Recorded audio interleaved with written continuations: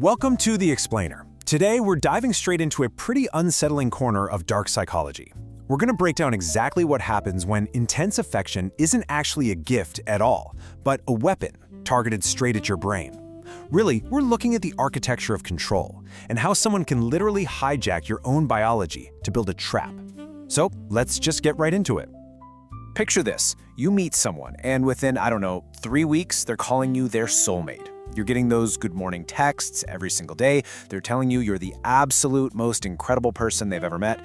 And, well, for a minute there, you believe them completely. It feels amazing, right? Like you're finally being seen. But you really have to ask yourself, is this just the overwhelming rush of a perfect, sudden new relationship? Or is it a highly calculated delivery system, completely designed to bypass your natural defenses? To really get how this works, we have to look at the timeline, because it's a completely unnatural, highly compressed progression. Okay, week 1, you're soulmates. They instantly remember the name of your childhood dog, like total focus on you. By week 2, they're making these grand future plans, bringing up stuff that honestly shouldn't even be on the table until month 6. And you're probably thinking, wow, finally, someone who actually matches my effort. But then, week 3 hits, and out of nowhere, you are met with this unexplained, deafening silence. So why does this feel so good early on that you completely ignore the red flags? Well, let's look at the mechanics, because the mechanism here is basically the whole story. See, your brain runs on prediction. It's constantly trying to guess what's going to happen next. And when something unexpectedly wonderful happens, your brain releases a massive flood of dopamine, the chemical responsible for motivation and reward. Under normal conditions, trust is earned in these small, boring increments. But this tactic, it skips every single increment. It hands you the reward completely unearned. And your brain, it just can't tell the difference between genuine intimacy and a calculated performance. So it responds exactly as if you've just won the lottery. Now, this whole dynamic ties straight back to behavioral science, specifically the psychologist B.F. Skinner. Skinner spent his career studying how behavior is shaped by rewards, and he nailed down this concept of intermittent reinforcement. In plain English, unpredictable rewards are just fundamentally more addictive than consistent ones. It's exactly like a slot machine. A slot machine doesn't pay out every time you pull the lever, right? That totally unpredictable payout is exactly why it is so insanely hard to walk away from. Love bombing essentially installs that exact same slot machine right in the middle of your relationship. And this takes a massive physiological toll on you. In a normal, healthy dynamic, your nervous system gets to settle into safety. You relax. But when you're hit with overwhelming affection, followed immediately by sudden silence, your nervous system never gets to settle. Instead, it locks into high-alert anticipation. And I really want you to remember this point. It is the stressful anticipation, not the actual affection, that actually keeps a person hooked. Which brings us to that jarring shift we talked about. Remember, you skipped the part where effort is actually tested against reality. You completely skipped conflict, skipped boredom, skipped every ordinary Tuesday where literally nothing exciting happens. Then, bam, the messages slow down. A missed call, a canceled plan with zero real explanation. The manipulator just pulls back, and you feel this sudden, terrifying jolt of anxiety. And because of all that intense buildup in the beginning, your first instinct isn't to be suspicious of them.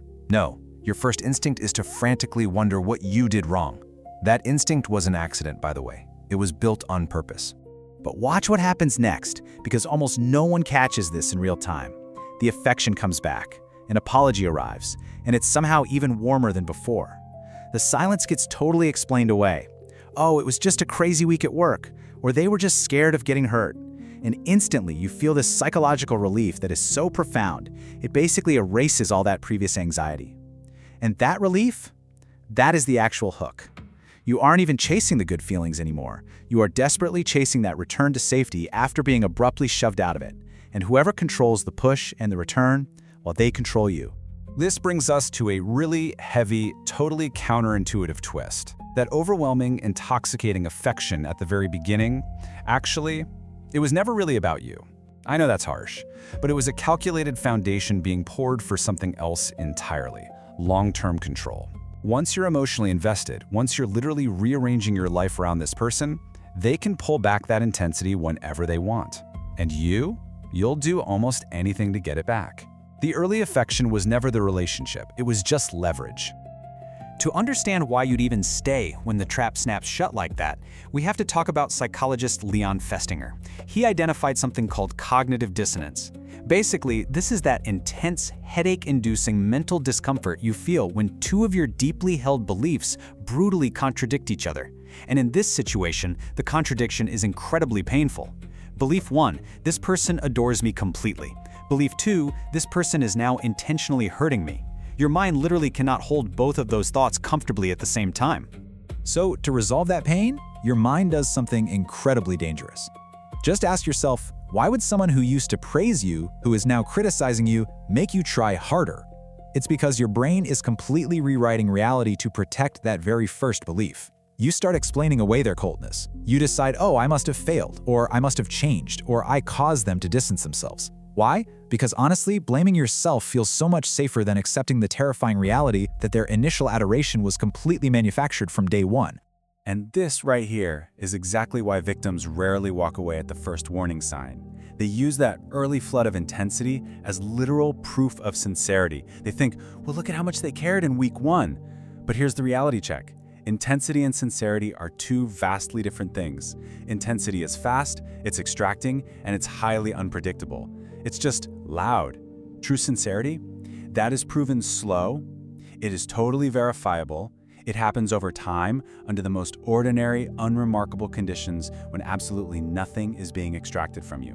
Now listen, if you have ever fallen for this and felt foolish afterward, let's just remove that shame right now. John Bowlby, the father of attachment theory, literally proved that inconsistent presence actually creates stronger, far more anxious bonds than reliable, steady warmth. A figure who is warm, then cold, then warm again, that creates deep, deep anxiety.